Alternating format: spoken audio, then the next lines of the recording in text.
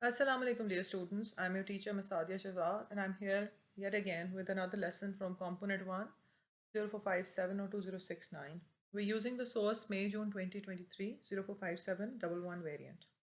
This video will focus on question number 3. For this question, you have to focus on source 4 specifically. This source 4 has two perspectives, namely Hua and Jin's. Question number 3a. It says identify one opinion from Hua's statement. Explain why it is an opinion. So you just not have to identify the opinion, you also have to explain why do you think it's an opinion. So you have to choose the opinion very wisely. Here I'm choosing it that climate change is happening quickly. This is a statement taken from Hua's perspective. That this is why energy poverty has increased as energy based technology is required to fight extreme weather conditions around the globe. This is my explanation that why I think that this is it is an opinion. Number two, 3b. Jin argues that energy poverty is best solved at the local level. Identify one fact from Jin's statement. It's always ideal that you choose any statistical database statement when you have to state a fact. However, at times it has been seen that statistical data is not present. So then you need to be very mindful when choosing a fact. Here it was easy, so I chose this statement. A charity in India recently installed microgrids to power more than 150 villages, serving 230,000 people. Part B says, explain how well this fact supports Jin's argument. So this is my explanation. As per Jin's belief that governments take a long time to make a decision, small and private systems can do a better job which can benefit locals on a large scale. As for him, microgrids save time. Now, this is a chunk of his words taken from the source. And being smaller units, they can be more energy efficient for masses. On the contrary, governments deem to take up large scale projects to facilitate industries, hence, general public suffers. So, this is how I have backed up my fact to support Jin's argument.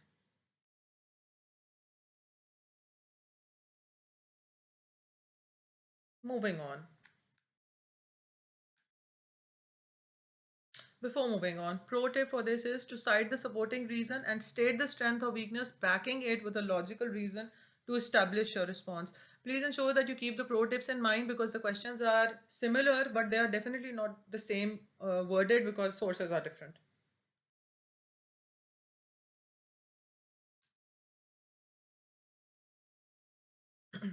Moving on, question of part 3C. Now, this is a very important question as it holds 15 marks for the batch that is appearing in 2024, and from next year onwards, it is going to hold 16 marks for this specific question. So it says, which argument is more convincing, Hua's or Jin's? Now you need to look at the answer, a question carefully and answer it accordingly. Please ensure that the three things that it requires, you follow them. Your answer should consider both the arguments, so you cannot just talk about one person. You should support your point of view with their words. You need to ensure that you pick up chunks from their perspective, from the source to back it up. The strength of the reasoning and evidence, their use of language, and the different kinds of information used. These are the three things that are a must, and a comparison of both needs to go hand in hand. So, this is the format.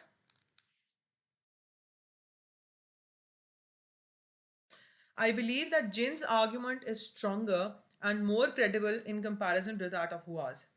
Hua's tone is more disappointed, and she believes that nothing can be done if the government does not take any steps to resolve the issue.